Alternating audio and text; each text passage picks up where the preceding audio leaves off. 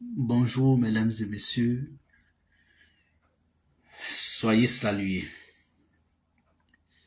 Je vous salue depuis ma prime abord. Ce matin du dimanche 5 mai 2024, j'ai décidé de prendre la parole sur ma page Facebook. Nous étions hier sur la page TikTok du président Parigo. Alors,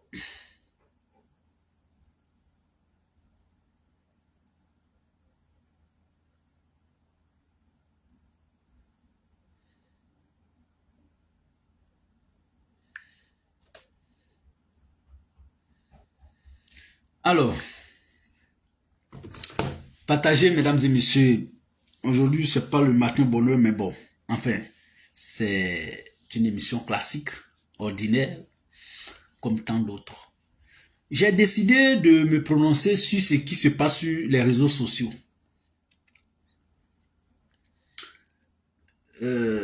Vous savez, c'est pas, ça fait peut-être rire, mais ça fait aussi peur ou pitié.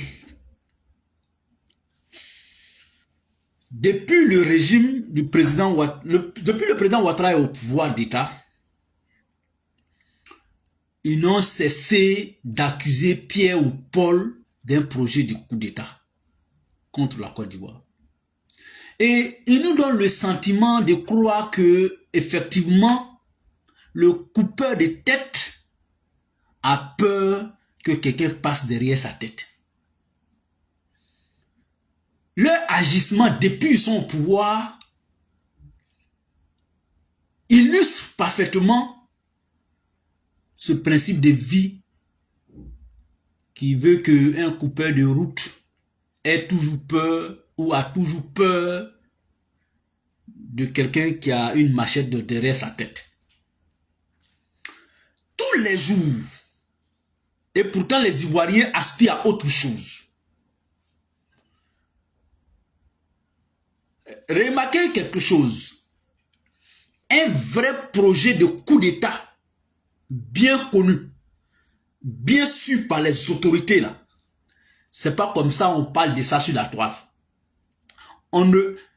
C'est quel rapport venant des services de renseignement fiables, venant des services de renseignement corrects, sérieux, qui se trouvent comme ça sur la toile.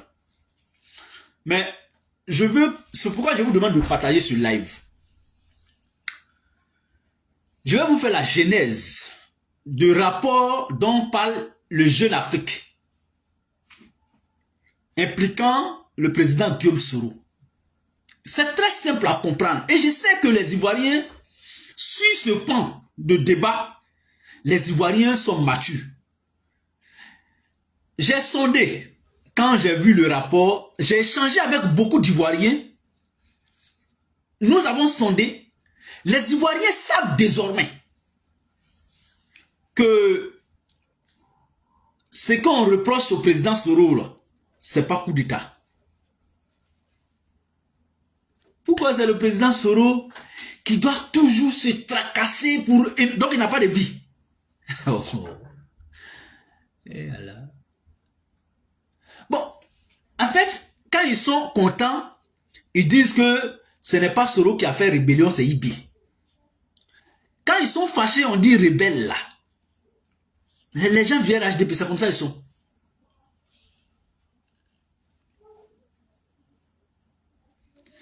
Le président Soro Guillaume là, il dit, je suis au courant, j'ai été mis au courant, j'ai participé à une seule action de déstabilisation de la Côte d'Ivoire. Elle date du 19 septembre 2002. Mais un tel homme, une telle personnalité là, ce que vous devrez comprendre, c'est que le président Soro Guillaume, c'est quelqu'un qui assume ce qu'il a fait et ce qu'il fait. En allant dans le Sahel, en quittant l'Europe pour aller en Afrique, c'est simple à comprendre, on va vous expliquer ça. En fait, quand tu sais où tu peux être en sécurité là, c'est là-bas tout le monde va. Où tu peux être en paix là, c'est là-bas tout le monde se rend. Le président Guillaume Soro ne se sentait plus en sécurité en Europe, en Asie ou au Moyen-Orient. Parce que il a fait tous ces lieux là. Il a séjourné pendant longtemps en Europe, notamment en France et en Belgique. Il a séjourné même en Suisse. Il a séjourné en Asie. Il a séjourné à Dubaï. Ça, c'est une vérité. Parce qu'il était à la recherche d'un endroit paisible. Et tous ces lieux-là ont été visités par ceux qui le voulaient. On vous a fait écouter un enregistrement téléphonique entre un journaliste de même jeune Afrique qui appelait un ancien ami de Ahmed Bakayoko, paix à son âme, pour lui poser des questions sur son séjour à Dubaï, s'il avait vu le président Guillaume Soro ou pas. Mais pourquoi Jeune Afrique est toujours dans ça? Je vais dire aux Ivoiriens, ensemble, dénonçons, boycottons Jeune Afrique en Côte d'Ivoire. Et partout où nous trouvons, en tant qu'Ivoiriens, là, boycottons tout ce qui est Jeune Afrique. Je vais vous dire pourquoi. Jeune Afrique fait partie des ennemis de la stabilité politique en Côte d'Ivoire. Jeune Afrique fait partie des ennemis de la paix, de la cohésion en Côte d'Ivoire. C'est pourquoi je vous invite à le boycotter.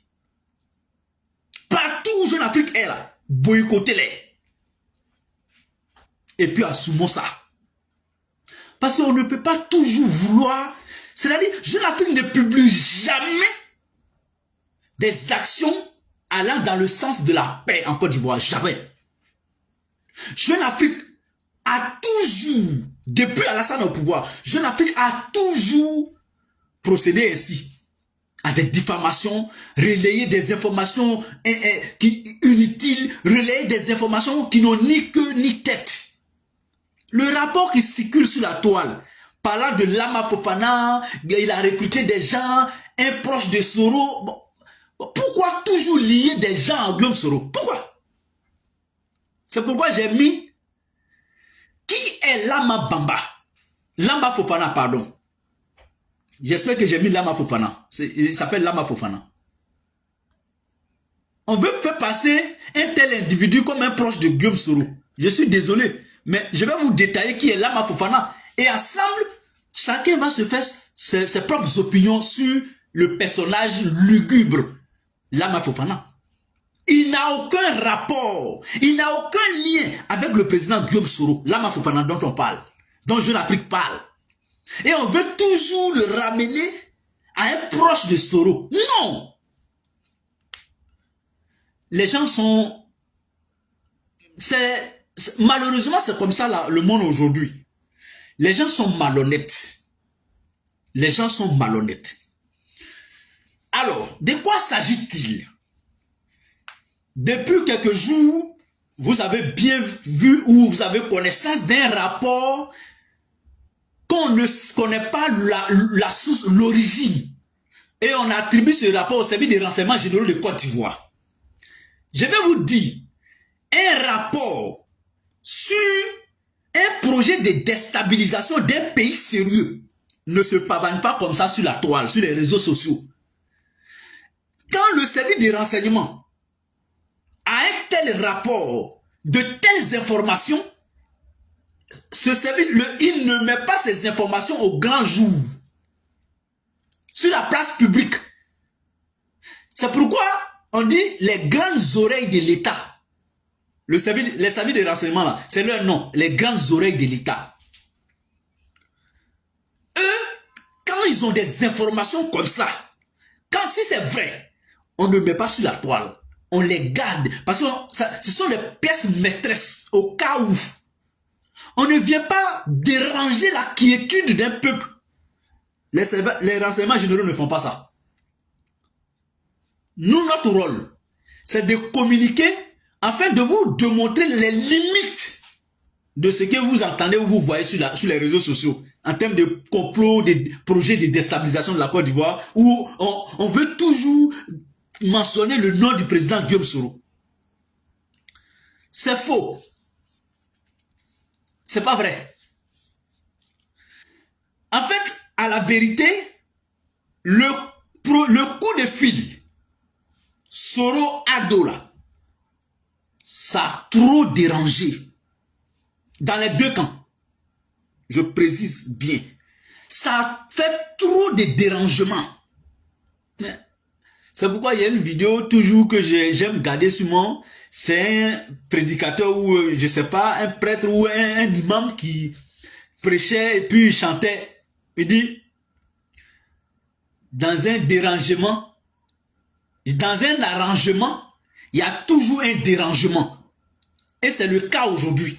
Aujourd'hui là, quand nous avons entendu ou nous avons pris connaissance d'un coup de fil entre le président Guillaume Soro et le président Ouattara, les deux camps, parce que les gens n'ont pas d'intérêt, ils sont prêts, ils n'ont pas intérêt à ce que on parle de paix, de tranquillité. Ils n'ont pas, non, ça les dérange. Ils sont, moi on m'avait informé, après le coup de fil du président Guillaume Soro et du président Ouattara, on m'avait informé que bientôt là, vous allez voir des informations qui vont sortir impliquant le président Guillaume Soro. Et ceux qui m'ont informé sont des gens au RHDP qui veulent qu'on aille à la paix. Et ils travaillent avec des gens qui ne veulent pas qu'on aille à la paix. Mais ils sont mélangés. On est tous mélangés, on ne sait pas qui est qui. Et ceux qui ne veulent pas qu'on aille à la paix ont confié ces secrets à ceux qui veulent en réalité au fond d'eux qu'on aille à la paix, mais qui ne peuvent pas se dévoiler au RHDP. Que ça là, cette paix ne va pas exister, les deux là ne vont pas collaborer, les deux là ne vont pas s'entendre, on va travailler à ça. Il y a des barons du RHDP qui sont prêts à ça, qui veulent travailler à ça, et qui ont informé ceux en cachette qui veulent qu'on aille à la décrispation parce que ce problème a trop duré. Donc, Lama Bamba en question, parce qu'on dit que c'est Lama Bamba qui est en train de recruter les gens. Je vais vous affirmer, je vais vous confirmer que Lama Bamba en question là, c'est comme ça Lama Bamba a été depuis le début de sa carrière gendarme jusqu'à aujourd'hui on vous parle. Je vais vous donner des éléments sur le sieur Lama Bamba. C'est un faux type sur toute la ligne. Il n'est pas faux type quelque part, il n'a pas de bon côté. Dans la vie, on dit un être humain a des défauts et des qualités. Lama Bamba n'a pas de qualité humaine. C'est un menteur, c'est un manipulateur. Il ne vaut rien sur toute la ligne. Ceux qui ne savent pas de qui on parle, il s'appelle Lama Bamba. Il est du Worodougou tout comme moi. Il est Fofana du Worodougou tout comme moi. Un village pas très loin de Séguéla. Sur la route de Makono. Et Lama Bamba, avant le 19 septembre 2002, Lama Bamba était gendarme de carrière, un MDL je crois. Il était de toute façon, il était gendarme avant le 19 septembre 2002 à Abidjan. Il n'a pas participé, c'est pas un rebelle, hein. En tout cas, il n'a pas participé au 19 septembre 2002. Et même mieux, le 19 septembre 2002 a trouvé Lama Bamba en prison à Abidjan. Parce que justement, le régime du président Gbagbo, avant 2002, avait des informations comme quoi le sieur Lama Bamba échangeait avec les militaires exilés au Burkina Faso. Et donc, ils l'ont mis aux arrêts, il était en prison à Abidjan. Et c'est dans ça que le 19 septembre 2002 a lieu. Il est resté toujours en prison. Quelques années après, c'est-à-dire après le déclenchement du 19 septembre 2002, quelques années après, jusqu'à 2006-2007, il a été libéré. Et quand il a été libéré, là, ils l'ont radié de l'armée de Côte d'Ivoire. Donc, il ne faisait plus partie des gendarmes de Côte d'Ivoire. Donc, il était dans un imbroglio. Il n'est plus gendarme au sud, enfin, avec le côté loyaliste, le côté du président Gbagbo. Il n'est pas non plus rebelle. Mais il avait une connaissance, puisqu'il était gendarme à la base. Et il était coupé des deux camps. En prison, il sort de la prison, il est radié. Donc, il est mis hors d'état de nuit. Donc, il n'est plus gendarme. Il n'a plus accès aux fonctions de militaire. Il ne peut plus... La rébellion a avancé. Donc, il n'a pas de rapport encore avec ceux qui sont dans la rébellion de l'autre côté. Mais il s'est débrouillé pour aller à Bouaké. Il s'est débrouillé, il a quitté Abidjan. Après sa libération et sa radiation dans l'armée, il a rejoint Bouaké. Croyant rétablir ses anciens contacts. Malheureusement pour Lama Bamba, quand il arrive à Bouaké, il ne trouve pas gain de cause. C'est-à-dire, lui, il ne trouve pas sur le terrain ceux qui pouvaient lui faire confiance pour lui confier certaines responsabilités. Est-ce que vous voyez? Suivez très bien qui est Lama Bamba et vous verrez que Lama Bamba a toujours voulu lui-même faire un coup d'état pour dire que Lama Bamba a pris le pouvoir alors qu'il ne peut pas parce qu'il n'a plus les moyens politiques, enfin les moyens financiers, les moyens militaires, il ne les a plus. Mais par contre, quand il arrive dans les zones CNO, notamment à Bouaké, il reste sur place et il se fait des contacts dans l'opinion au sein des forces nouvelles. Il rassure ceux des plus... parce qu'il a profité d'une situation. Je vous rappelle aussi que à Bouaké, sinon dans la zone centre-nord et ouest gérée par les forces nouvelles, à un moment donné, d'autres étaient frustrés. D'autres n'ont pas pu prospérer. D'autres n'ont pas pu être à la lumière et tout ça. Ils avaient des conditions vraiment catastrophiques. Et Lama Bamba a joué sur ces aspects-là pour se faire un réseau. Il s'est fait des amis. Il a recruté un certain nombre de jeunes, leur promettant mots et merveilles, leur promettant de renverser non seulement la rébellion et même le président Gbagbo. Et qu'est-ce que Lama Bamba fait par la suite? Il rejoint Abidjan. Comme il s'est fait un réseau à Bouaké, il s'est débrouillé la région à Abidjan. C'est à Abidjan, il continue de, je vais dire, d'alimenter son réseau. Il fait croire aux jeunes qu'il a recrutés dans les zones centre, nord et ouest, qu'il va les faire venir sur Abidjan et préparer un projet de coup d'état contre le régime de Gbagbo Laurent à Abidjan. Et ce même Lama Bamba, il réussit à faire infiltrer Abidjan. Ces jeunes-là, ils sont plusieurs, j'en connais d'autres. Et ces jeunes ont subi toute la galère de leur vie à Abidjan. D'autres même venaient l'eau glacée. Parce que ne pouvant plus rallier la rébellion. Puisque Lama Bamba les avait mis en confiance. Puisque c'est un ancien gendarme. Il était avec le pouvoir de Gbagbo. Il connaît, voilà. Il a réussi de sa façon. Parce que les menteurs ont toujours une qualité de sorte que c'est toi-même, quand tu as un esprit faible, Tu n'as même pas réfléchi pour dire que est-ce que ce qu'il me dit peut être faux ou vrai. Non, tu n'as même pas le temps de distinguer le faux du vrai. Le menteur, quand quelqu'un est né, quand quelqu'un a hérité, quand il a, je veux dire, c'est pathologique en fait. C'est héréditaire. Le mensonge, la manipulation de Lama Bama est héréditaire. Ça vient de ses grands-parents. Donc, quand c'est comme ça, là, ça est dans le sang. C'est sa première qualité. C'est sa toute première qualité. Le mensonge, la manipulation. Ces jeunes sont restés à Abidjan. Jusqu'à ce qu'on aille aux élections en 2010, Lama Bama n'a pas pu faire quelque chose pour ces jeunes à Abidjan.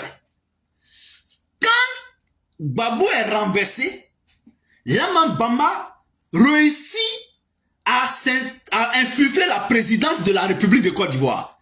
Ou bien, quand il dit infiltrer, c'est trop dit, il était nourri, blanchi par les barons à la présidence de la République. Il s'est créé un réseau avec Téné Ibrahima Ouattara qui était le ministre chargé des affaires présidentielles à la présidence de la République. Lama Bama travaillait à la présidence de la République dans les premières heures du régime d'Alassane Ouattara. Suivez très bien, vous allez me dire à quel moment le président Guillaume Soro a eu le temps, la confiance de se confier ou confier son destin à Lama Bama. Je souhaite que ce direct soit partagé pour que les Ivoiriens comprennent que ce rapport qui sort et que Jeune Afrique est en train de relayer, en fait, ce rapport sort des officines des barreaux du RDR, abusement appelé RHDP, pour porter un coup d'arrêt au processus d'apaisement enclenché par les présidents Ouattara et Soro Guillaume. Parce que j'ai dit tantôt que tout arrangement, il y a un dérangement. Dans tout arrangement, il y a une place de dérangement qui est réservée. Ceux qui sont dérangés par un simple coup de fil, ça sort de leur officine. Sinon, ce n'est pas des services de renseignement de la Côte d'Ivoire. Les services de renseignement, quand ils ont une telle information sensible, un service de renseignement, ils ne viennent pas sur les réseaux sociaux pour tromper ou bien pour déranger la quiétude du peuple. Le rôle des services de renseignement, d'abord, leur rôle régalien, c'est de veiller à la stabilité, à la quiétude. Donc, de travailler de sorte que toutes les informations qui peuvent être cachées, qui peuvent porter un coup à la stabilité, que toutes ces informations soient à leur possession, afin que les dirigeants aient la primeur de ces informations pour prendre des dispositions pratiques. On ne vient pas sur la toile pour faire ça. D'abord, ça reste secret. Parce qu'en venant sur la toile, parce que quand j'ai dit hier, il y a un ami qui a dit quelque chose la dernière fois. Quand j'ai posé la question du savoir, quand quelqu'un parle au conditionnel, le bas peuple n'a pas le temps pour savoir si il a parlé au conditionnel ou pas. Bisous à toi, la grande Yerabaï. Comment tu vas? Merci pour les étoiles. Le bas peuple n'a pas le temps de savoir si telle phrase est au conditionnel ou pas. Je vais vous prendre un exemple simple. Que je tire d'un ami. Quand on parlait hier sur notre panel TikTok de Camara Parigo, j'ai un ami, on faisait la part du subjonctif, de l'imparfait ou bien du conditionnel. En 2002, c'est juste une parenthèse pour que vous compreniez mieux que quand on dit Soro Guillaume serait impliqué dans un coup d'État, ne veut pas dire que Soro est impliqué dans un coup d'État. Mais le peuple n'a pas le temps. Le peuple n'a pas le temps de faire la part des choses. Autant pour moi, Yerabaï, voilà, autant pour moi, merci beaucoup. Le grand Yerabaï. En 2002, les rebelles ont pris Séguéla, Séguéla, Vavois, ils ont lancé l'assaut sur Daloa. Écoutez très bien, cette partie va illustrer certaines compréhensions de la part du peuple de Côte d'Ivoire. Alors, RFI, quand les forces nouvelles, les rebelles sont rentrés à Daloa, ils n'ont pas pu prendre Daloa. Ils ont été repoussés par les hommes du président Gbagbo à Daloa. Donc, ils n'ont pas pu prendre Daloa. Mais RFI a fait une communication sur l'attaque de Daloa par les rebelles. RFI a dit, et je cite, Daloa serait dans la main des rebelles. Daloa serait tombé hier nuit dans la main des rebelles. Vous savez, cette phrase a créé d'énormes dégâts à Daloa. Ça veut dire quoi? Quand RFI dit Daloa serait tombé dans la nuit d'hier dans la main des forces nouvelles de Côte d'Ivoire. Quand le peuple a écouté la radio, a entendu et a compris cette phrase, enfin ils ont entendu mais ils n'ont pas compris la phrase. Ils ont entendu de la bouche de RFI, Daloa serait tombé hier nuit dans la main des forces nouvelles. Vous savez ce que les jeunes de Daloa ont fait? Ceux qui voulaient s'enrôler dans la rébellion. Eux là, ils ont dit, ah, RFI vient d'annoncer que Daloa est tombé hier nuit dans la main des forces rebelles. Qu'est-ce que les jeunes ont fait? Ils sont allés en grand nombre dans les camps militaires pour en vue de se faire enrôler par les rebelles. Et pourtant, ils se dirigeaient comme ça vers ceux contre qui ils voulaient s'enrôler. Parce que RFI n'a pas dit que Daloa est tombé. RFI a dit Daloa serait. Mais les jeunes sont allés se livrer, croyant que ce sont les rebelles. Mais les plus intelligents, de très loin, ont su quelque chose, parce qu'ils étaient tous à Daloa, et il y avait des tenues. Mais les forces de Gbagbo, nombreuses avaient enlevé leurs tenues pour se mettre en civil pour les attendre. Parce qu'ils jouaient maintenant les jeux des rebelles. Ceux qui étaient en treillis, en tenue, les jeunes ont réussi à faire le distinguo des treillis. D'autres se sont retournés, mais ils ont pris d'autres. Donc le rapport qui est sorti, RFI parle même au conditionnel. Mais le rapport n'est pas du service de renseignement de Côte d'Ivoire. Parce que je vous ai dit, un rapport sur une déstabilisation avérée ne sort pas sur la toile publique, sur la place publique. Ce rapport est secret. Parce que l'intérêt de venir divulguer, c'est quoi? On a mis personne, je n'ai pas souvenance qu'ils ont mis quelqu'un aux arrêts. C'était une parenthèse. Continuons sur Laman Bamba. Laman Bamba, après le 11 avril, a réussi à nouer le contact avec la présidence de la République de Côte d'Ivoire, dont il était géré par Téné Ibrahima Ouattara. Et à un moment donné, il s'est retrouvé dans les sillages de Ahmed Bakayoko, paix à son âme, au ministère de l'Intérieur. Quand Ahmed était ministre d'État, ministre de l'Intérieur, Ahmed Bakayoko l'a recruté. Pourquoi? Pour qu'il puisse travailler pour lui. Et à un moment donné, Ahmed le soupçonnait d'avoir comploté. Ahmed l'a mis aux arrêts. Est-ce que depuis là, je parle là, vous avez entendu qu'il avait un contact avec Guillaume Soro? Je veux confronter ma position avec quiconque. Apportez-moi une preuve que ce Laman Bamba est en lien avec Guillaume Soro. Il n'a jamais été rebelle à Bouaké. Il est parti en vue de se faire enrôler dans la rébellion. Il n'avait plus de contact. Il est retourné sur Abidjan. Mais avant de retourner sur Abidjan, il avait réussi à recruter, avoir un lien, un contact avec des jeunes dans la rébellion qui étaient désespérés. Il les a mis en confiance, il est revenu sur Abidjan, il les a fait venir à ses côtés à Abidjan en vue de déstabiliser le régime de Gbagbo en 2008. Il n'a pas réussi ça. Ils ont pris plein de jeunes à Abidjan. C'est après le 11 avril qu'il est ressorti. Ahmed Bakayoko l'a mis en prison parce que leur cohabitation n'a pas fonctionné comme Ahmed voulait ou comme lui voulait. En tout cas, ils ne se sont pas entendus. Ahmed l'a mis en prison. Et c'est après qu'il a réussi à fuir de la prison. Maintenant, il est introuvable. À quel moment vous pensez que le président Guillaume Soro va vouloir travailler avec quelqu'un qui a déjà travaillé avec Téné Ibrahim Ouattara sur le plan militaire?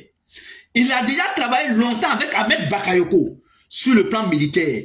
En quoi est-ce que le président Guillaume Soro, il n'est pas aussi désespéré que ça? Pourquoi le président Guillaume Soro va prendre ce Lamabama, sulfureux Lamabama là, pour dire bon, toi il faut recruter. Le président Guillaume Soro, je vais, au risque de me répéter, vous savez, c'est vrai, le RHDP joue sur quoi? Ah, comme il était ancien rebelle, comme il a fait, il a mené la crise post-électorale qui nous a envoyés au pouvoir, chaque fois qu'on va parler de projet de déstabilisation, les Ivoiriens vont dire c'est vrai. Surtout qu'aujourd'hui, le président Guillaume Soro se trouve au Burkina, au Niger. Parce que ce sont ces deux pays-là, c'est dans ces deux pays qu'il a fait une apparition publique. Il ne se cache pas. Vous savez pourquoi le président Guillaume Soro, quand il va au Niger ou au Burkina, il fait une sortie publique? Quand on est réfugié, quand on a un projet de déstabilisation, là, toujours, tu crées des suspicions. Tu amènes les gens à se poser des questions. Lui, là, il est où? Il se cache où? C'est à ce moment-là, tu peux être efficace dans les projets de déstabilisation.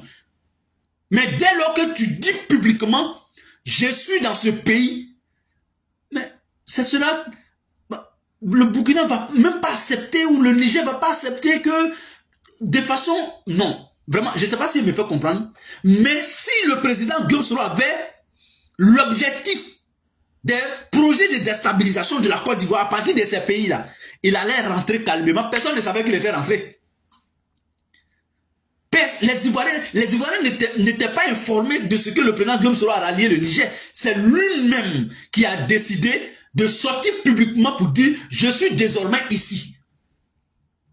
Un homme qui veut faire un coup d'état là, il se cache, on le cherche, on ne sait même pas où il est, et puis un matin il sort, il a pris le pouvoir, ou bien il est dans son pays. Ce n'est pas comme ça qu'il veut fonctionner. Il dit « j'ai participé à un seul projet de déstabilisation de mon pays qui date du 19 septembre 2002. C'est fini. C'est tout. Il s'affirme, il s'assume, pour lequel il demande pardon aux Ivoiriens. C'est ça, on dit un homme. Nous aussi, Guillaume Soro, parce que c'est un homme. Parce que, regardez, un jour, je prends ça souvent pour amener les gens à comprendre qu'est-ce qu'un homme, qu'est-ce qu'un garçon. Nous là, on est tous garçons. C'est pourquoi quand on met un enfant au monde, on demande si c'est une fille ou un garçon. Je vais vous sortir la différence tout à l'heure. Est-ce que, posez-vous la question, parce que moi je veux qu'on interagisse. Quand une femme accouche, et qu'on t'informe que tel vient d'accoucher aujourd'hui, la première question, bon, tu fais d'abord des bénédictions, mais après tu demandes, c'est une fille ou bien c'est un garçon? C'est pas comme ça. On ne dit pas c'est une femme ou bien c'est un homme. En général, on demande si c'est une fille ou un garçon. Mais il y a des hommes là, on est tous nés garçons, mais d'autres restent garçons jusqu'à la fin de leur vie, ne deviennent pas hommes. D'autres restent filles, ils ne deviennent pas femmes. Il y a nuance. Moi, je connais la nuance. Guillaume Soro, là, en plus d'être garçon, c'est un homme. En plus d'être un garçon, le président Soro Guillaume est un homme. Un homme, c'est le garçon qui s'affirme, qui s'assume. C'est ça un homme. Un garçon là, il devient pas, un garçon ne devient pas n'importe comment un homme. Hein. Et puis pour devenir homme, il n'y a pas âge. Bon, quand il dit il n'y a pas âge, tu ne peux pas être, être mineur et puis on va t'appeler un homme. Bon, moi, c'est un homme. Pour être un homme, il n'y a pas à faire de... Tu es âgé que lui. Tu peux voir deux garçons marcher. Deux garçons, on peut voir deux garçons en train de marcher ensemble. Mais c'est un, on va indexer que tu vois les deux qui marchent là. Lui qui est là. Oh, c'est un homme, hein? C'est un garçon, hein? Et pourtant, les deux sont des hommes, sont des garçons. Mais si tu vois qu'on dit, on les distingue, on dit lui là. Non, non, non, je parle de lui qui est en blanc là. Lui là, c'est un garçon, hein? Et pourtant, lui qui est en blanc, en rouge à côté, il est aussi garçon. Mais on dit non, lui qui est en blanc là. Lui qui est en blanc que tu vois là, c'est un homme, hein? C'est un garçon, hein? Ça veut dire qu'il sait faire ce que le garçon là sait pas fait. Il peut faire ce que le garçon qui est en rouge peut pas. Il s'assume plus que lui qui est là. C'est ça Guillaume Soro. Il n'a pas l'âge d'eux, il n'a pas leur âge. Mais eux là, ils n'ont pas sa maturité. Le président Guillaume Soro a décidé. Le président Soro Guillaume a décidé de s'inscrire dans la paix. Vous pensez, attends, pourquoi il va regarder quelque chose de très idiot? Excusez-moi, mais ceux qui pensent que le président Soro Guillaume peut, il est toujours dans cette dynamique, sont des idiots en fait. Regardez vous-même, très simple. C'est quelle preuve? C'est quelle preuve le régime d'Abidjan a apporté aux Ivoiriens pour les convaincre du projet de déstabilisation pour lequel on l'a condamné à 20 ans en Côte d'Ivoire? C'est quelle preuve ils ont apporté? Je veux que quelqu'un me cite la preuve que tout le monde sait là. Je veux que vous dites-moi la preuve que l'État de Côte d'Ivoire a sorti contre Guillaume Soro en 2020 pour le condamner. Je veux que vous sortiez cette preuve là. Dites-moi, qu'est-ce que vous savez? Ils l'ont accusé le jour où il devait aller à Abidjan là. Ils l'ont accusé qu'il venait faire coup d'État. La preuve de coup d'État là, selon vous, c'est quoi? C'était quoi? C'est quoi ils ont brandi? Ce qu'ils ont brandi devant le peuple de Côte d'Ivoire, c'est l'écoute à l'enregistrement téléphonique. L'audio, le fameux audio. Mais est-ce que vous savez que cet audio-là date de 2017? Est-ce que vous savez ça? L'État de Côte d'Ivoire n'a pas démenti. L'État dit oui. Mais ils ont fait croire quoi au peuple pour écarter un homme? Ah, écoutez vous-même ça. Et l'audio a été sorti de son contexte. C'est vrai. Oui, c'est la voix du président Guillaume Soro. Il a été enregistré. Mais il ne parlait pas de coup d'État contre Alassane. Il disait que le projet que vous me proposez, si je dois le faire, je peux le faire. Mais ce n'est pas moi. Ouattara a fait quoi? Non, en fait, nous on vous dit que le président Soro Guillaume, il vient de loin. Mais ce qui sort, ou ce qui va sortir, parce que j'ai écouté Chris Yapi qui dit que il y a un audio qui va sortir demain, où ils ont monté les voix à travers l'intelligence artificielle, la voix de Guillaume Soro, la voix d'Assimi, la voix d'Ibrahim Traoré, ils ont mélangé pour dire que c'est un... Eux vont parler de projet de coup d'État au téléphone. Non, soyons trop sérieux. À l'ère du numérique là, à l'ère là, on va, les hommes comme ça là, les chefs d'État, les chefs militaires comme ça, à la tête des États vont s'amuser à parler de déstabilisation d'un autre pays au téléphone. Non. Nous, on fait ça d'abord pour vous préparer à vous amuser à l'écouter, mais à ne pas accorder d'importance. Ah si, ça sort bien sûr. Et puis Chris Yapi sait ça déjà, ça veut dire que c'est quelque chose de monté, sinon il va savoir ça comme avant. Alors, vous savez, les gens accusent le président Soro Guillaume d'avoir été trop pressé pour quitter Ouattara. Vraiment, l'ignorance, c'est une maladie. Et la plus cruelle maladie qu'un homme peut avoir, c'est l'ignorance. Parce que n'importe quelle maladie, une fois elle est détectée, on peut la soigner. Vraiment, si elle est détectée à temps. Mais quelqu'un qui est ignorant, Mais pire, qui s'ignore. Ça veut dire quoi? Il est ignorant à la base, mais lui, il ignore qu'il est ignorant. Quelqu'un qui ignore qu'il est ignorant, c'est fini pour lui. Il ne peut pas guérir.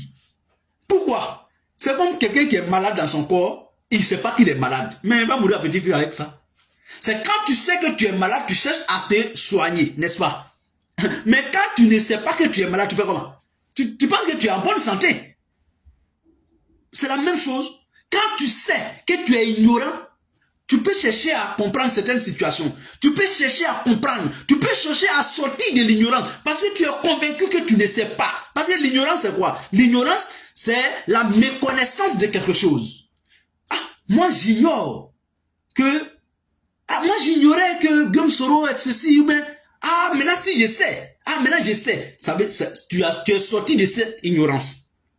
Mais tant que toi, tu n'es pas convaincu que tu es ignorant, c'est pourquoi quelqu'un dit, si tu sais que tu ne sais pas, tu le sauras. Si tu sais que tu ne sais pas, tu le sauras.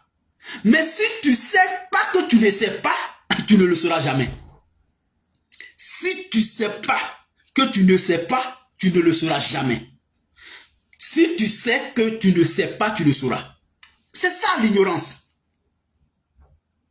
Donc, mesdames et messieurs, chers frères, Lama Bamba, effectivement, je peux... En fait, vous savez pourquoi ils veulent jouer sur Lama Bamba? Parce qu'en vérité, Lama Bamba a travaillé avec eux. Ils connaissent ses pratiques. Ils savent que c'est comme ça ils fonctionnent. Ils mentent aux gens. Moi, je peux faire coup d'état contre Ouattara. Moi, je peux faire ceci. Mais il y a toujours des désespérés dans la vie. Il y a tout. Et pourtant, quand on est désespéré, on ne réfléchit pas longtemps pour faire le distinguo entre le vrai et l'ivraie. Moi, je connais beaucoup d'ex-combattants là. Même si moi, le Seigneur, je prends mon téléphone pour les appeler pour dire, bon, Joe, moi, on va travailler ensemble. Écoutez très bien. Même si je prends mon téléphone, je les connais, ils sont pleins à Abidjan. Ils sont frustrés, ils n'ont rien eu après la guerre, on les a jetés. Il suffit de prendre ton téléphone. Une fois, tu les connais là. Ils sont d'autres chauffeurs de bagarres apprentis. Tu prends ton téléphone, tu lui as dit, bon, j'ai un projet. Surtout que moi, aujourd'hui, bon, ils m'ont une fois vu dans la photo avec le président Guillaume Soro. Ils vont se dire que lui, il a cause toujours avec Soro. S'il m'a payé là, c'est Soro qui est derrière. Bon, imaginons que le service de renseignement ou bien des personnes travaillent à intercepter une conversation de moi et un de ces gens-là. Mais c'est fini. Ils vont pas dire le Sénégal qui va faire, puis s'arrêter à là. Ils vont dire le Sénégal qui va faire proche de Guillaume Soro. Parce qu'ils m'ont vu une fois sur photo avec lui. Ils ne savent même pas s'il m'appelle, si je l'appelle, si j'ai son contact, si je sais où il est. Je ne sais pas. Mais une fois ils ont vu ma photo et puis je communique sur la toile me réclamant du président Soro Guillaume, ils vont faire un parallèle tout de suite. C'est comme ça. Et Lama Bamba, malheureusement dans son cas, n'a aucun lien avec le président Guillaume Soro. Mais comment, subitement, c'est dans son exil là, lui il va renouer contact avec Lama Bamba qui ne connaît ni d'Adam ni d'Ève. Vous pensez que c'est comme ça on fait coup d'état avec quelqu'un? Non, respectez quand même le président Soro Guillaume. Même si on doit mentir sur lui, respectez-le un peu. Si vous dites aux Ivoiriens que l'Océanie Kibafori, proche de Guillaume Soro, veut faire ça là, ils vont croire un peu. Parce qu'ils vont dire, ah c'est pas le jeu là, mais oui, mais c'est pas lui qui parle au nom de Soro là, alors que c'est pas lui qui parle là, et puis, ah mais non, c'est vrai, voici sa photo avec Soro, ça peut convaincre un peu. Mais Lama Fofana a recruté des gens, et puis vous voulez lier ça à Soro Guillaume? Non, c'est trop lui manquer de respect. Ce n'est pas vrai. Même son aide de camp, Abdoulaye Fofana, aide de camp de Soro Guillaume. Soro Guillaume ne lui a jamais confié un projet de déstabilisation. Bon, regardez-vous très simplement. Abdoulaye Fofana a été arrêté en Côte d'Ivoire en 2023, je crois. Début 2023 ou 2022, je ne sais plus là. Mais depuis son arrestation jusqu'à aujourd'hui, est-ce que vous avez entendu que Abdoulaye Fofana a fait des aveux que c'est Soro qui l'avait envoyé? Vous pensez que si Abdoulaye Fofana avait fait des aveux dans ce sens, c'est le régime qui allait tarder à venir nous exposer ça. Le régime de Ouattara, il y a longtemps, ils sont venus enfoncer le clou. Et pourtant, c'est vrai que Blaise Fofana était à Abidjan, qu'il a mis aux arrêts à Abidjan. L'aide de camp de Soro Guillaume, qui était ici avec lui. Si on n'a pas pu trouver la moindre preuve sur lui, parlant d'un projet de coup d'État avec Soro Guillaume, ce n'est pas Lama Fofana qui n'a jamais été proche de Soro Guillaume. Je vous mets au défi. Qui n'a jamais été proche de Soro Guillaume. Pourquoi? C'est lui qui va recruter des gens pour Soro Guillaume. Non. Arrêtons de jouer sur la stabilité politique. Arrêtons de jouer sur la conscience des Ivoiriens. J'interpelle le président Ouattara. J'interpelle le président Ouattara de faire très attention. Il a commis beaucoup de gaffes. Ils l'ont beaucoup induit en erreur. Je vais vous prendre un exemple. Vous savez que Guillaume Soro allait être arrêté ici en France en 2015. Je crois entre novembre et décembre 2015. Vous savez pourquoi? Je vais vous dire une chose. Beaucoup d'Ivoiriens ne savent pas d'où est parti Soro Guillaume. Ils savent aujourd'hui où il est. Ils se disent aujourd'hui il n'est plus à Ouattara, il a été pressé. Et c'est aujourd'hui ils regardent. Nous là, nous qui avons très tôt été alertés au goût de la politique de Guillaume Soro, nous là, on s'est donné les moyens pour aller à la source de pourquoi Guillaume Soro est aujourd'hui en exil. Je suis, sans me mettre à un certain niveau, mais je suis de ceux qui sont allés à la source. En fait, je ne me suis pas assis et puis on m'a appelé le Zéli. Tu sais que ça là c'est comme ça là c'est comme ça là c'est... Et quand moi je vous parle du parcours de Soro Guillaume, c'est avec des faits. C'est factuel. Je ne parle pas parce que j'aime Soro Guillaume. Je parle parce que ça a été réalisé. Ça a été. On peut voir, on peut vérifier, c'est tout ce que je vais dire sur Soro Guillaume. Je ne vais jamais... Au 21e siècle, là, je vais venir m'asseoir pour me ridiculiser en inventant. Ce n'est pas moi. Moi, je protège quelque chose de moi qu'on appelle la dignité.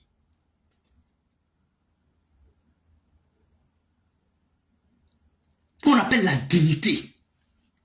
Regardez par exemple, en 2015, la justice française envoie une commission rogatoire à Abidjan. Écoutez très bien. La justice française, la juge Kébine, a envoyé une commission rogatoire à Abidjan pour dire aux autorités ivoiriennes que vous avez un citoyen là-bas. Vous avez là-bas une personnalité politique qu'on appelle Guillaume Kibafori Soro. Nous voulons l'entendre sur un tel sujet. On ne dit pas on l'a convoqué parce qu'il est condamné ou bien parce qu'il est accusé. Non. Il y a un fait qu'ils ont porté, un citoyen français a porté à notre connaissance. Et on veut l'écouter en tant que témoin assisté. Vous savez ce que l'État de Côte d'Ivoire a fait? En 2015, qui était le président Guillaume Soro? En 2015. Le président Soro Guillaume était le président de l'Assemblée nationale de Côte d'Ivoire. Le président Guillaume Soro, de ce fait-là, était la deuxième personnalité de l'État de Côte d'Ivoire après le président Ouattara. Et cette commission rogatoire a atterri sur le bureau du ministre de la Justice, Monsieur Mamadou Koulibaly Nyenema. Mamadou Nyenema Koulibaly, un ancien proche collaborateur du président Guillaume Soro dans la rébellion. Lui, étant ministre de la Justice, il répondait à qui? À l'autorité de qui ce jour-là? il répondait bien évidemment au premier ministre de Côte d'Ivoire. Parce que tous les ministres rendent compte de tous les sujets au premier ministre. Non au président de la République, hein, au premier ministre. Non au président de l'Assemblée nationale, hein, au premier ministre.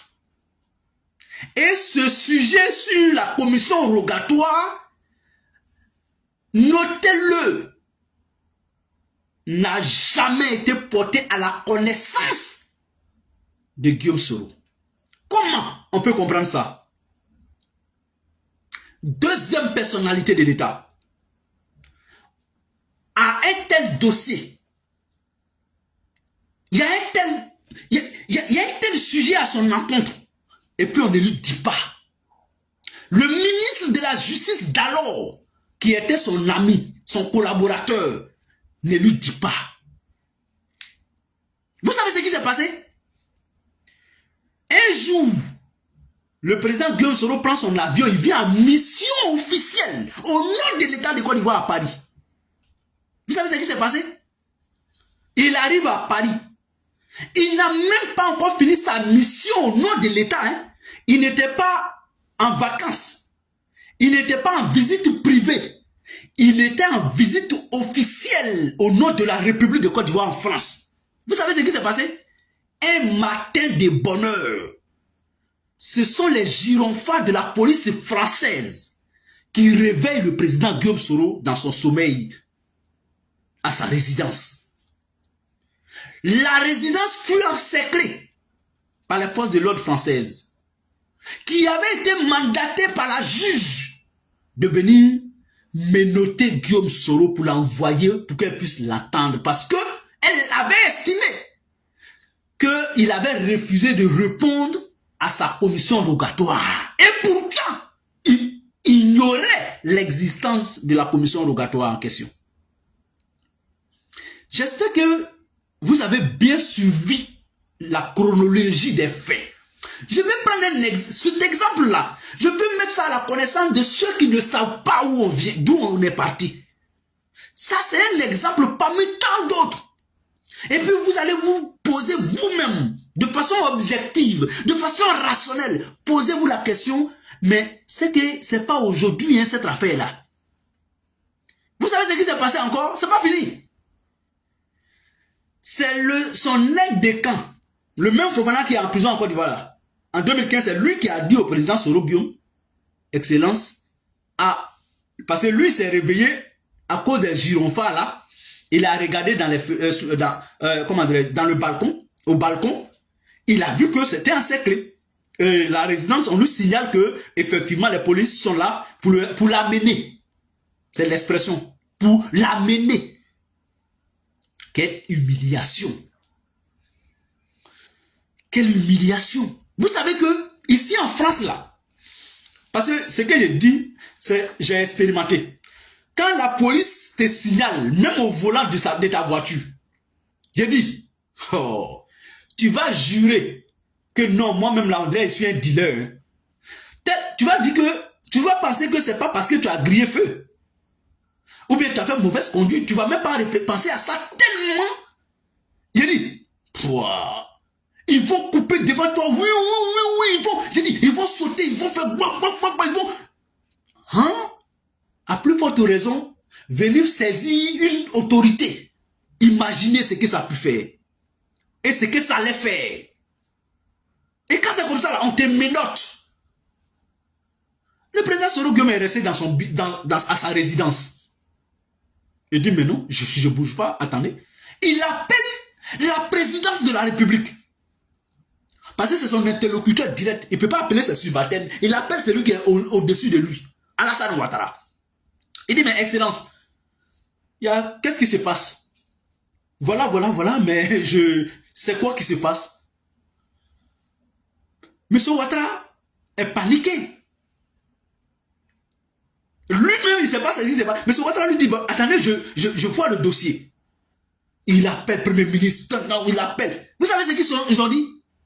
Le ministre de la Justice dit que non, oui, en fait, quand c'est venu, Lui, il avait pour rôle de signifier ça au ministre des Affaires étrangères, qui avait son rôle pour signifier ça au Premier ministre, qui avait son rôle pour signifier ça au président de la République. C'est-à-dire, tout le monde est paniqué et tous, ils ne savent pas ce qu'ils vont dire. Le président dit au ministre de la Justice, mais Mamadou, toi au moins tu es mon ami, tu es mon frère. Il faut me dire. Il dit non, Excellence, bon j'ai informé le Premier ministre. J'ai informé le ministre des Affaires étrangères pour qu'on puisse prendre les dispositions. Bon, je pensais qu'on t'avait informé. Et pourtant, le dossier était bloqué par ceux que vous savez. Ça, c'est une petite scène que je vous explique. On a fait ça à Soroguium. Un jour,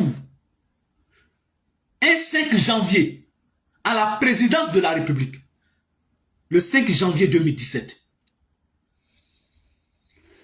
Pendant que, parce que vous savez, en janvier, début janvier, entre le 5 et le 10 janvier, le président de la République organise ce qu'on appelle cérémonie de vœux, de meilleurs vœux, de vœux de nouvel an au président de la République. Ça s'organise au palais présidentiel. Et quand vous partez, c'est comme une cérémonie officielle.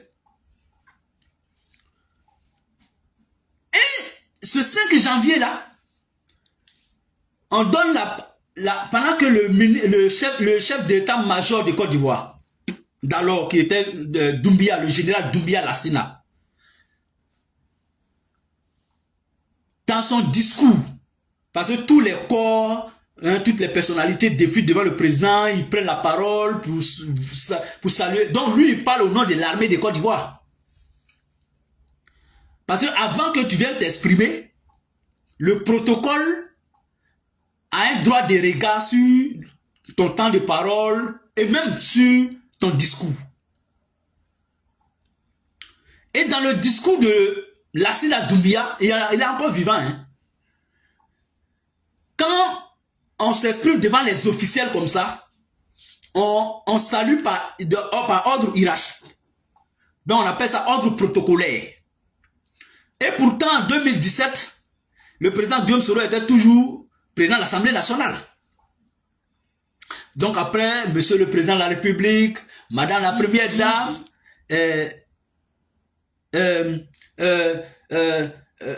monsieur le vice-président de la République, parce que je pense qu'il y avait déjà un vice-président, et Amadougon était premier ministre. Il a dit, ils ont cité de Alassane jusqu'au dernier. Ils n'ont pas cité le nom de Guillaume Soro. Et puis ils ont dit que c'était un oubli. Le discours préparé. On n'a pas oublié le nom de quelqu'un. Hein? C'est le nom de Soro Guillaume, on a oublié. C'est-à-dire, comment vous pouvez comprendre ça? Le monsieur, il est assis à côté du vice-président de la République. Première rangée. On cite tout le monde, on le saute. Donc ça, c'est pas une humiliation. C'est ce jour-là, le président Guillaume Soro n'a pas accepté de manger à la présidence là. Quand la cérémonie est terminée, il est sorti. On l'a même interviewé. Je vais chercher cette interview-là. Je vais chercher. Et je vais vous revenir. Vous voyez. Et puis, moi, j'ai dit ces petites choses. Hein. Pour corroborer tout ça, là, le président même a parlé, le président Guillaume Soro. Lors de son web meeting en décembre 2021, il a dit que si je ne partais pas, c'était devenu trop sale entre nous. Mais voici ces petits éléments qui ont contribué à salir l'atmosphère, à pourrir l'atmosphère au sein des hauts fonctionnaires, au sein des hauts cadres du parti, enfin de l'État de Côte d'Ivoire. Donc vous pensez qu'on peut faire tout ça à un homme pour rien? On ne peut pas faire tout ça à un homme pour rien. Bon, il y a Daouda Enza Ouattara qui dit, ah oui, effectivement, tu as totalement raison, on a constaté ça. Daouda, merci pour ton témoignage d'ailleurs, parce que ça aussi, ça contribue à faire comprendre aux uns aux autres que ce qu'on dit, il y a des gens qui suivent souvent l'actualité. Voilà, c'est vrai qu'ils ne s'expriment pas comme nous, mais qui suivent l'actualité. Si je vais vous citer, on ne va pas quitter ici, aujourd'hui là. Aujourd'hui, dimanche, là, on va faire tout ça ensemble. si je veux vous parler. Donc je fais ces petites révélations, je reviens sur ces petites choses-là qui ont contribué à dégrader l'atmosphère au sommet de l'État. Et ces petites choses, quand on connaît ça, on ne peut pas être surpris de tout ce qui se passe aujourd'hui. Il faut casser du Soro Guillaume. Il faut le casser. Je vous donne un autre fait. Vous savez, si moi je m'assois tout de suite devant ma caméra pour dire que quand j'étais à Abidjan ou bien de mon exil, telle personne a reçu telle personne pour lui dire ça pour qu'on puisse me faire ça. C'est une accusation. Le président Guillaume Soro en 2020, alors qu'il a accordé une interview à la chaîne panafricaine qu'on appelle Africa Media.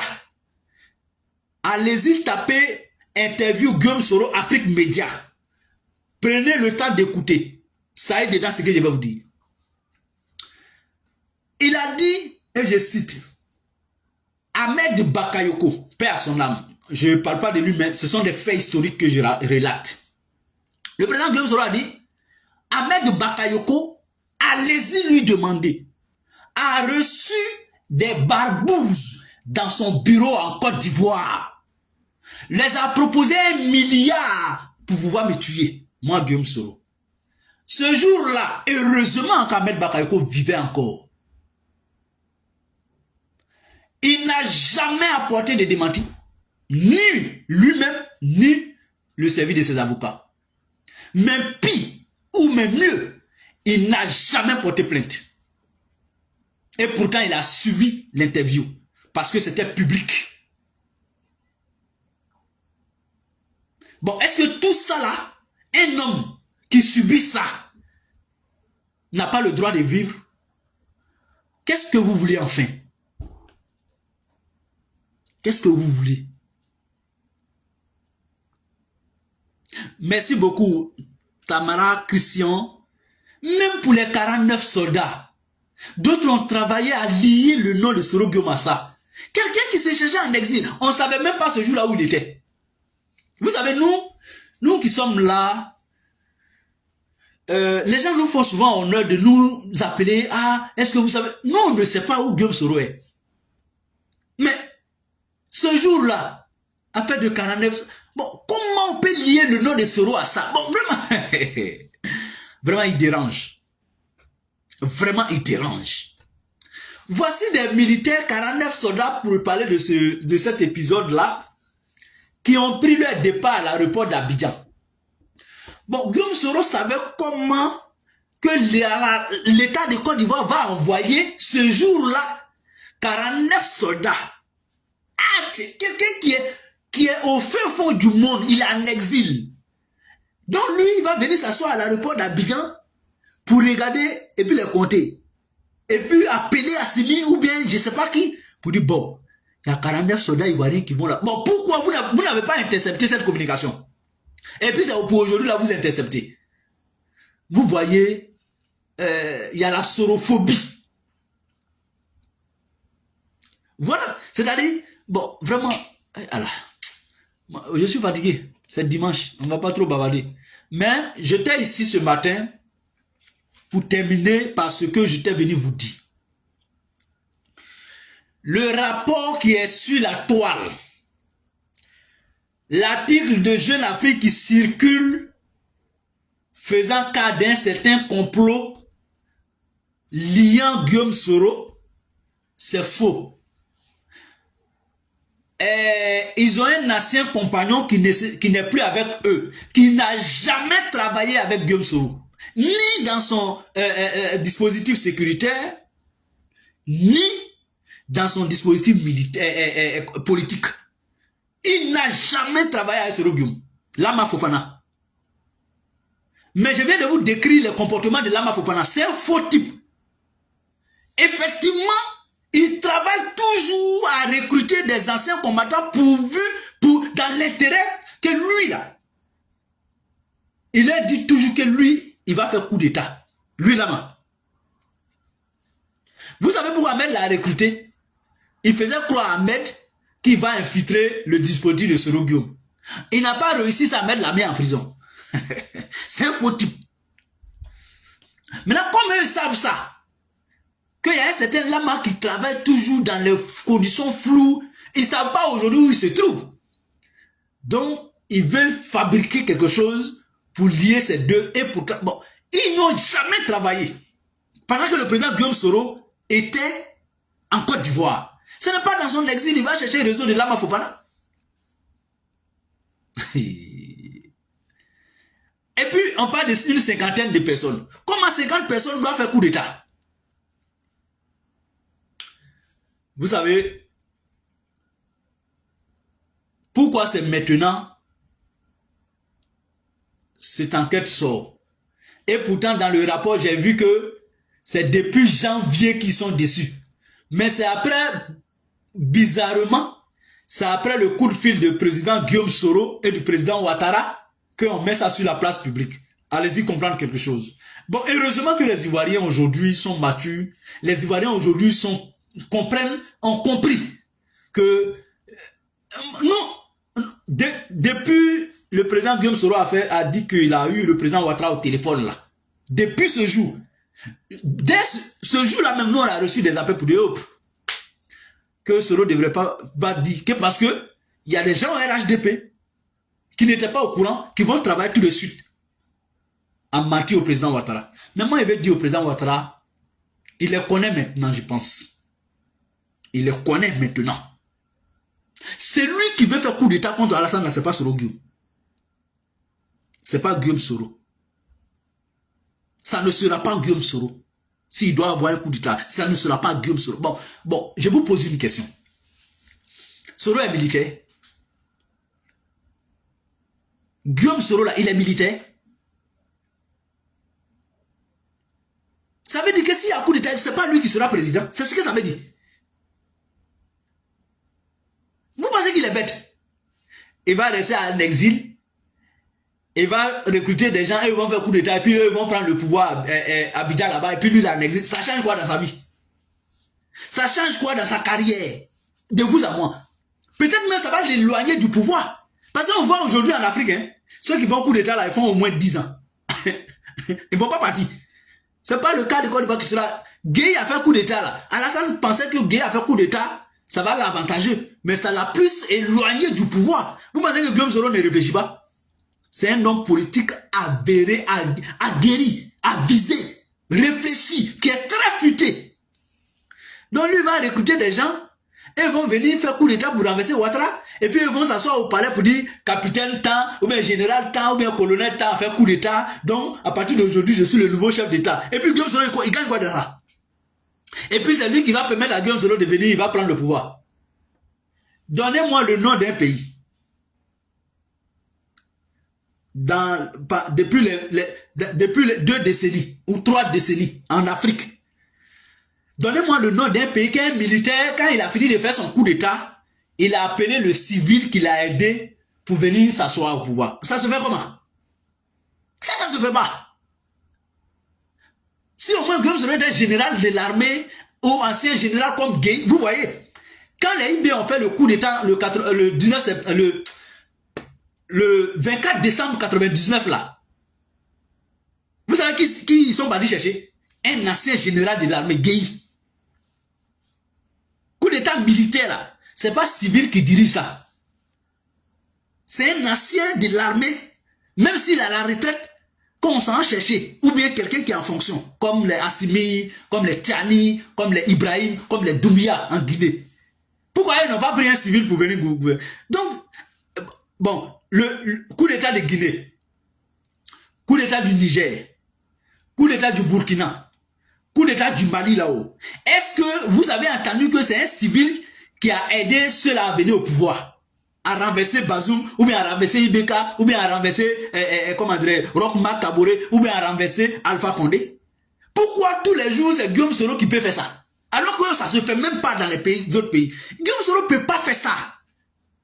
Il ne peut pas faire ça. Parce que s'il fait ça, il va s'éloigner peut-être 10-15 ans encore du pouvoir. Parce que le militaire qui vient là, le premier ennemi du militaire qui va venir, ça sera lui, Guillaume Soro. On n'aide pas un militaire à prendre le pouvoir, hein.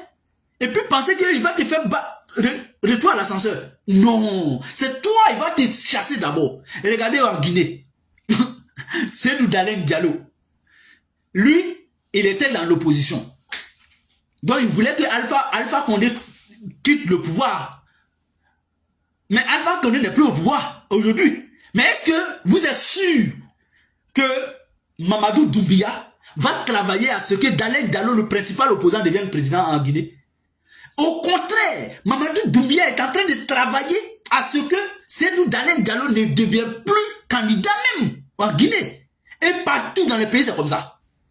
Et regardez au Mali. Le Mali, il vient de faire quoi? Les Maliens viennent de faire quoi? Ils viennent d'interdire tout mouvement politique. L'exercice d'un débat politique. C'est comme ça les coups d'État en Afrique. Regardez l'autre au Gabon. Lui, il porte veste maintenant. Il va maintenant dans les visites officielles. Vous pensez que c'est lui qui va faire l'élection tout de suite là? Regardez Kaka au Tchad. Il est candidat aujourd'hui. Aujourd'hui à l'élection au Tchad. Depuis son papa est décédé là.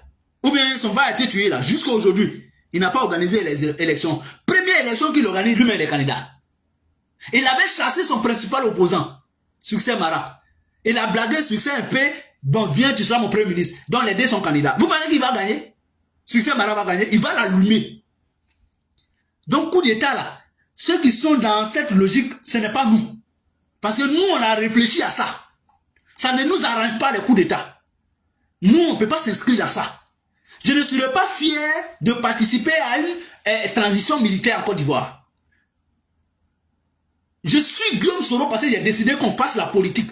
Donc il est dans cette dynamique. Maintenant, qu'il soit à Manhattan, qu'il soit à Washington, qu'il soit au Burkina Faso, ça c'est pour lui, c'est son destin. C'est le destin qui a fait ça. D'ailleurs, quelque chose qui est très simple. Comme le disait le patriarche Houphouët-Boigny, père à son âme, que l'injustice est mieux que le désordre. Je me répète, Houphouët le disait, et je cite, l'injustice est mieux que le désordre. Ça veut dire quoi en pareille situation? Si on estime qu'un amnistie Guillaume Soro c'est de l'injustice, mais ça au moins c'est encore mieux que de parler toujours Guillaume Soro veut un coup d'état, Guillaume Soro veut un coup d'état. Ça c'est le désordre que ça crée. On peut éviter ça à la Côte d'Ivoire. Amnistiez-le, il va revenir s'asseoir comme tout le monde, comme Brégoudé, comme Babo, comme Alassane. On va parler de politique. Là, en ce moment, on peut pas dire il veut faire coup d'état parce qu'il est au Burkina. Mais c'est très simple. En tout cas, pour moi, un État sérieux ne crée pas toujours des discours comme ça. Pour moi, un État sérieux travaille à la stabilité, travaille à la paix, mais surtout à la quiétude de ses concitoyens. Mais pourquoi vous créez toujours les causes? Pourquoi vous créez toujours, je vais dire, des discours qui vont paniquer le peuple? Ah, Guillaume Soro, pendant la CAN, qu'est-ce qu'on n'a pas entendu? Ah, Guillaume Soro, alors, d'autres même ont acheté un riz pour déposer. On dit que Guillaume Soro va faire coup d'état. Alors, mais, Seigneur, Guillaume, toi tu es né comment, voilà? Soro Guillaume. On peut fatiguer, on peut. Non, voilà, vraiment, c'est compliqué. C'est compliqué. En tout cas, moi, je ne peux pas traumatiser le peuple comme ça, alors que j'ai la possibilité de signer tout de suite là. Bon, je dis, bon, pour me faire tout ça là, je signe une loi d'amnistie, une ordonnance d'amnistie. Guillaume Soro rentre en Côte d'Ivoire. S'il refuse maintenant de rentrer en Côte d'Ivoire après une loi d'amnistie, ou bien après une décision d'ordonnance d'amnistie, à ce moment-là, on peut être fondé pour dire, mais voici quelqu'un, il n'est plus poursuivi. On lui garantit sa sécurité par une loi d'amnistie. Et puis, il est toujours là-bas. C'est qu'il y a un problème. Les Ivoiriens même vont dire, non, c'est que Guillaume Soro n'est pas créé. Mais tant qu'il n'est pas amnistié, on dit tu rentres pas et reste là-bas. Ou tu es là, reste là-bas. Oh. Est-ce que vous voyez un peu la logique dans laquelle je vais m'inscrire? C'est-à-dire, je vais vous parler, je vais vous dire une anecdote que j'ai vécue à Djibrosso dans mon village. Pour ceux qui me suivent, j'aime bien ça. Et ça reflète ce qui se passe aujourd'hui entre le président Guillaume Soro et le président Ouattara. Moi, j'ai un grand frère à Djibrosso qu'on appelle Bao. Je prie Dieu que Bao soit toujours en vie. Je vais même... est-ce que je peux trouver quelqu'un de Djibrosso en ligne tout à l'heure pour parler avec Bao? Restez connectés. Bao me plaît parce que j'ai fatigué Bao. Bao, c'est un grand frère. Lui, ses 2,25 ne valent pas 100 francs, 10 et 50 francs. Attendez, je vais voir quelqu'un. Si quelqu'un est disponible à Djibrosso ce matin, je vais demander après Bao devant vous. Moi, je ne mens pas. Moi, quand je vous parle de Djibrosso, ce sont des vécus. Ça, c'est qui ça?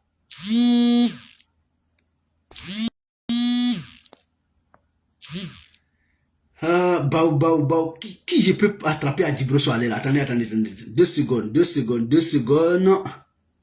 Et ne partez pas, hein. 2 secondes. Partagez. Enfant de Maple, comment tu vas? Je peux avoir qui a Djibrosso? Attends, il a appelé mon papa. Bon, papa aussi. Bon, ce téléphone avec lequel j'ai fait le direct là, c'est dans ça, il y a la ligne directe du papa. Et puis c'est sur ça, je peux l'appeler directement, mais c'est sur ça, je peux l'appeler sur WhatsApp. Je ne le vois pas connecté. Bon, attendez. Il faut que je cause. Il faut que vous entendez. Soit aujourd'hui c'est dimanche. Je ne sais pas quelle est la position de Bao. Mais aujourd'hui là, même si on ne cause pas un Bao, je vais demander publiquement à quelqu'un de Djibrosso, est-ce que Bao se porte bien? Ils vont dire Bao est là. Vous allez savoir qu'il y a Bao qui est là. Attendez, il y a appelé. Attendez. Bon, eux, ils sont pas toujours en direct. C'est ça. Oh, quand tu as besoin de... Donc, Bao, pour la petite histoire, comme... Ah, ok, il y a mon grand frère, son numéro passe. Attendez. Allô, Vas? Ça va, man? Est-ce que tu peux dire au vieux de m'appeler sur WhatsApp, s'il te plaît? Voilà. S'il peut faire ça maintenant, quoi. Merci. Donc, Bao, nous, on aimait provoquer Bao. Et quand nous, souvent, on était en petit groupe, quoi, quand on partait à l'école primaire. Donc, à midi, souvent, bien le soir, vers 17h, quand on vient, on provoque Bao. Un jour, on quittait à l'école, on a vu Bao à la gare routière. Bon, voilà. Où les voitures garent à la gare, quoi. Et on a commencé à... Moi, on a cercle Bao. Toi, tu le tires par là. Quand il veut toi te frapper, l'autre le tire par là. Il veut frapper. Donc, on fatiguait Bao. Et quand on fait, on fuit. Donc, un jour, comme Bao savait où nous on dormait, il n'a pas parlé. Je ne sais pas qui a envoyé l'idée ça là à Bao. Mais Bao a eu l'ingénieuse idée d'aller nous attendre devant notre maison. C'est-à-dire que dans notre petit groupe là, nous on dormait on dormait ensemble. On finit de bosser, on vient déployer nos cartables, nos sacs, et puis on s'en se promenait un peu en ville derrière les petits go, quoi, avant de venir dormir. Donc, comme Bao savait où nous on dormait, et nous, devant notre porte, il y avait une ampoule. Ce jour-là, l'ampoule était grillée. Donc, l'ampoule nous servait de voir loin notre porte. Et malheureusement, ce jour-là, comme on était fauchés, l'ampoule là était grillée avec, ça faisait quelques jours, on n'a pas changé. Donc, on ne voyait plus de loin la porte. Bao a profité de cette situation pour venir se cacher dans l'obscurité devant notre porte pour nous attendre. Parce qu'il connaissait à peu près, voilà, nos horaires, quoi. Nous, on est parti étudier, chaque soir, il y a un grand frère, père à son âme, qui nous prenait, faisait les répétitions les soirs, après les cours. Donc, on vient, on dépose les cartables, et puis on boucle la maison, on sort. Bao, comme cette soirée, on avait provoqué Bao déjà. Bao nous laisse en ville, il s'occupa de nous. Et il est revenu devant notre porte, il est venu s'arrêter dans l'obscurité, puisque l'ampoule n'est plus fonctionnelle. Donc nous, on vient, il est l'heure pour nous maintenant de venir dormir parce que le lendemain, on doit aller à l'école. Et donc, on arrive à quelques 50 mètres ou 100 mètres de la porte. Pour nous, ouais, c'est normal, il n'y a personne, il n'y a rien, on peut pas imaginer que Bao a eu l'idée de venir nous attendre pour régler ses comptes avec nous. Malgré qu'on provoque Bao, mais comme c'est un grand frère, on a peur de lui. Ne quittez pas, s'il vous plaît. Allô? Ah ouais. Ah, ok, il faut laisser. Après, ouais. Bon, ok. Malheureusement, papa est couché, il se repose. Donc, laissons. C'est pas grave. Donc, Bao, au lieu d'être calme, il nous entend, nous, on ne sait pas depuis quelle heure il est là. Toi, tu viens chercher des gens pour les frapper. Tu as eu l'idée de venir les attendre là où il ne peut plus t'échapper là. Tu es là.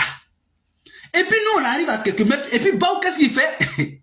Il nous dit, hey, vous là, n'arrivez pas, hein, ne venez pas ici. Hein. Moi, je suis là, je vous attends. Hein? Nous, on a fui. Donc, on a reculé. Parce qu'il nous a prévenu qu'il est là pour nous attendre, pour nous frapper. Bon, selon vous, est-ce que Bao voulait nous frapper vraiment ou bien c'est parce que Bao a eu peur de nous? En réalité, selon vous, qu'est-ce qui a motivé Bao à dévoiler sa stratégie comme ça? Alors qu'il était à un bout de doigt pour nous mettre sous le grappin. Donc, je veux que vous, selon ce que vous avez compris dans mon explication, je veux que vous donnez votre sentiment, votre point de vue. Qu'est-ce qui a pu motiver Bao pour se dévoiler de cette façon? Alors que c'était, voilà, il pouvait nous attraper. C'est le cas de Alassane et Soro. Regardez, le 23 décembre. Prenons le cas que c'est Alassane qui est Bao. Nous, on est Soro. Nous, on veut rentrer à Abidjan pour aller se livrer à Bao. Ouais, donc moi, je nommé Alassane maintenant Bao. Mais Bao, tu as l'armée à Abidjan. Tu as la gendarmerie. Tu as la police.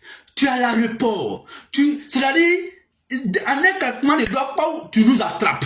Et toi, Bao, avion de monsieur vient atterrir dans ton aéroport. Et ton aéroport est surveillé par tes militaires. Laisse-le atterrir calmement et puis attrapez-le. Pour aller soit à la présidence ou bien en prison. Ou bien, c'était tellement simple pour Alassane, le 23 décembre, de laisser l'avion de Guillaume Soro atterrir calmement, de faire croire qu'on va rien lui faire. Il rentre chez lui à la maison, pendant qu'il est paisible à la maison. On envoie des militaires en secret chez lui. On met la main sur lui. C'est tout. Mais Bao, je ne sais pas si Bao a peur de Soro, ou bien, bon, qu'est-ce qui a pu motiver l'action que Bao a... Ou bien est-ce que ça ne colle pas? L'exemple de Bao contre nous et l'exemple d'Alassane contre Soro. C'est la même chose. Donc, voilà. Donc, il y a enfant de Maple qui dit que non, que Bao a eu pitié de nous. Il y a Daouda Enza Ouattara qui dit que Bao a eu peur de nous. Bon, vraiment, moi, je suis partagé. Avec nous, on s'est posé question. Bon, si Bao a eu... Bon, je vais prendre le cas de celui qui dit que Bao a eu pitié de nous. Bon, Bao a eu pitié de nous. Moi, je ne suis pas trop sûr. Moi, ça ne me convient pas trop. Si Bao avait pitié de nous, c'est quand même compliqué. Mais moi, je ne pense pas. Moi, je ne pense pas. Mais, l'hypothèse la mieux plausible, c'est celle de ce que Bao avait peur de nous. Parce que, j'ai dit, Bao, ces 2,25 ne valent pas 50 francs. Peut-être il s'est dit que de la manière ils sont beaucoup, par exemple, on était, je crois, 4 ou 5 là. Et puis il s'est dit, bon, ceux-là, si au moins c'était une personne, bon. Mais ceux-là, de la manière ils sont 5 là, et puis ils viennent, on causait, on était relax, on riait. Vraiment, moi, je pense que Bao a eu peur de nous. Bao a eu peur de nous. Et c'est le même cas Ouattara Soro. Ouattara n'a pas pitié de Soro. C'est pas par pitié Ouattara a fait détourner l'avion de Soro. Moi, je ne pense pas. Moi, je me dis que il doit avoir une petite peur dans le vieux là. Parce que le vieux là connaît Bao Soro. Il le connaît. Ah là. C'est comme ton bon petit que tu envoies toujours aller appeler ta go pour venir. Vous savez, au village, on faisait ça. Voilà, enfant de m'a dit que Draman ressemble à Baou. Voilà, et Draman, il est le prototype de Baou.